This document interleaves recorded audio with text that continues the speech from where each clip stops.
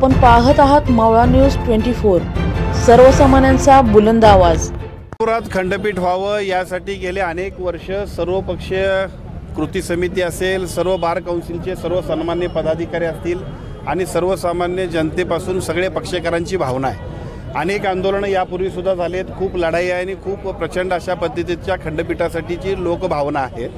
याच लोकभावनेचं प्रतिबिंब म्हणून सन्माननीय माणिक पाटील चोईकर साहेबांनी गेले 9 दिवस आमरण उपोषण केलं होतं। या आमरण उपोषणामध्ये त्यांची सर्वात प्रथम मागणी अशी होती की खंडपीठाबद्दल सरकारची भूमिका स्पष्ट करावी आणि त्याचबरोबर खंडपीठाला तात्काळ याच्याबद्दलची मान्यता मिळण्यासाठी सरकार आणि न्यायिक प्रक्रियेतले सर्व प्रक्रियेतले प्रमुख लोकांनी योग्य ती पावलं उचलावीत। महाराष्ट्राचे मुख्यमंत्री आदरणीय देवेंद्रजी फडणवीस साहेब आणि दोन्ही उपमुख्यमंत्र्यांच्या कानावरती हा विषय मागच्याच कॅबिनेटमध्ये मी स्वतः आणि आदरणीय नामदार मुश्रीफ साहेब दोघांनी घातला।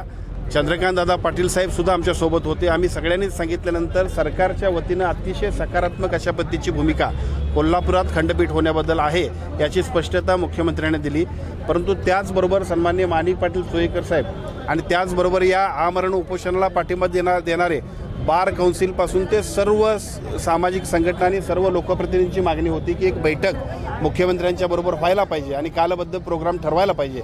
त्याबद्दल सुद्धा मुख्यमंत्री महोदयांबरोबर आम्ही संपर्क केलेला आहे आणि मुख्यमंत्र्यांनी सकारात्मकता दाखवून 15 तारखेपर्यंत याबद्दल सुद्धा एक बैठक घेण्याबद्दल आश्वासित केलेलं आहे। ही बैठक ही भविष्यकाळामध्ये खंडपीठ तात्काळ होण्यासाठीची उपाययोजना करण्याची एक अतिशय चांगल्या पद्धतीचा प्रगतीचा टप्पा आहे आणि म्हणून आम्ही माणिक पाटील चोईकर साहेबांना सरकारच्या वतीने विनंती केली की त्यांनी उपोषण सोडावं।